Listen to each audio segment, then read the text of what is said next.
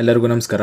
ಕರ್ನಾಟಕ ಪರೀಕ್ಷಾ ಪ್ರಾಧಿಕಾರದ ಅಡಿಯಲ್ಲಿ ವಿವಿಧ ಇಲಾಖಾ ನಿಗಮ ಮಂಡಳಿಗಳಲ್ಲಿ ಖಾಲಿರುವಂತಹ ಸುಮಾರು 708 ವಿವಿಧ ಹುದ್ದೆಗಳಿಗೆ ಅರ್ಜಿ ಸಲ್ಲಿಸಿರುವಂತಹ ಅಭ್ಯರ್ಥಿಗಳಿಗೆ ಸಂಬಂಧಿಸಿದಂತೆ ಇದೀಗ ಕರ್ನಾಟಕ ಪರೀಕ್ಷಾ ಪ್ರಾಧಿಕಾರದ ಕಡೆಯಿಂದ ಗ್ರೂಪ್ ಎ ಹಾಗೂ ಗ್ರೂಪ್ ಬಿ ಹುದ್ದೆಗಳಿಗೆ ಸ್ಪರ್ಧಾತ್ಮಕ ಪರೀಕ್ಷೆಯನ್ನು ನಡೆಸಲಿಕ್ಕೆ ಅಧಿಕೃತವಾಗಿ ವೇಳಾಪಟ್ಟಿಯನ್ನು ಬಿಡುಗಡೆ ಮಾಡಿದ್ದಾರೆ.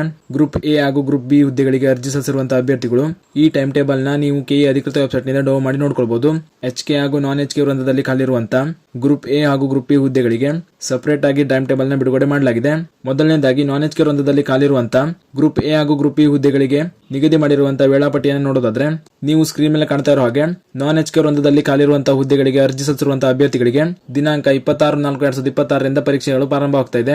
ನೀವು ಅರ್ಜಿ ಸಲ್ಲಿಸಿರುವಂತಹ ಹುದ್ದೆಗಳಿಗೆ ಯಾವ ದಿನಾಂಕದಂದು ಪರೀಕ್ಷೆಯನ್ನು ನಿಗದಿ ಮಾಡಿದ್ದಾರೆ ಅನ್ನೋದ್ರ ಬಗ್ಗೆ ನೋಡ್ಕೊಳ್ಳಿ.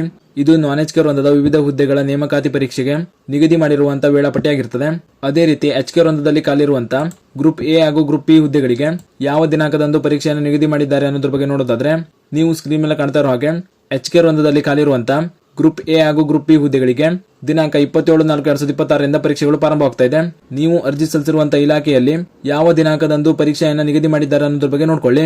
ಇದಿಷ್ಟು ಕರ್ನಾಟಕ ಪರೀಕ್ಷಾ ಪ್ರಾಧಿಕಾರದ ಕಡೆಯಿಂದ ವಿವಿಧ ಇಲಾಖೆ ನಿಗಮ ಮಂಡಳಿಗಳಲ್ಲಿ ಖಾಲಿರುವಂತಹ ಗ್ರೂಪ್ ಎ ಹಾಗೂ ಗ್ರೂಪ್ ಬಿ ಹುದ್ದೆಗಳ ಸ್ಪರ್ಧಾತ್ಮಕ ಪರೀಕ್ಷೆಗೆ ಸಂಬಂಧಿಸಿದಂತೆ ಬಿಡುಗಡೆ ಮಾಡಿರುವಂತಹ ವೇಳಾಪಟ್ಟಿಯಾಗಿರ್ತದೆ.